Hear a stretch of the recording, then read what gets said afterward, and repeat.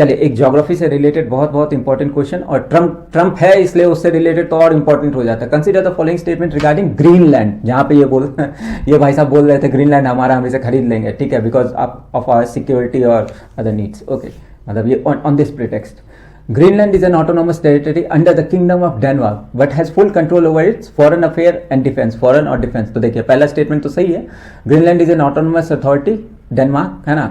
but has full control नहीं, ये self Greenland खुद अपने फॉरेन अफेयर्स और डिफेंस पॉलिसीज को कंट्रोल करता है। The island is strategically located between the Arctic and Atlantic, Arctic और एंटार्क्टिक ऐसा ना, इस तरह से कंफ्यूज करेगा, आर्कटिक और अटलांटिक ओशन के बीच में है, making it a crucial for global shipping, बोला ना अभी, ट्रेडिंग रूट्स बहुत बहुत important, and military operation. Okay, तो आपसे पूछा गया which of the following statement are correct. Okay, तो जाहिर है only second statement are correct, second, पहला तो गलत है, क्योंकि अगेन डेनमार्क जो है वो control, retain control over foreign affair, defence और सिक्योरिटी, है ना। तो Greenland is a self governing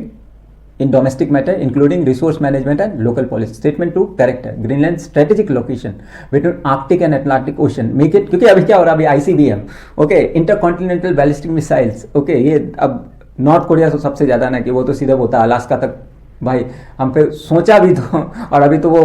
बहुत ज़्यादा वैसा है ना कि यार कब वॉर हो, मतलब नॉर्थ कोरिया का तो कहानी अलग है कि भाई किसी से तो पूछना नहीं है, सीधे छोड़ देना न्यूक्लियर बॉम्ब, हम मरेंगे तो फिर सबको लेते हुए जाएंगे सनम, वो वाली हालत है ना। And Atlantic ocean make it critical to global trade routes and military promotion. Okay, it host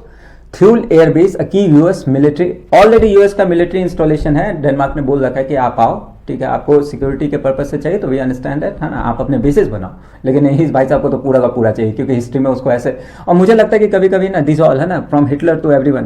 कि ये दे आर साइकोपैथ्स, और उससे ज्यादा नहीं है, 24 घंटे किसी न किसी नशे में रहते हैं। Okay, because a sensible mind can not think that far, है ना, ये कुछ नशा वशा करके रखते हैं, इसलिए ये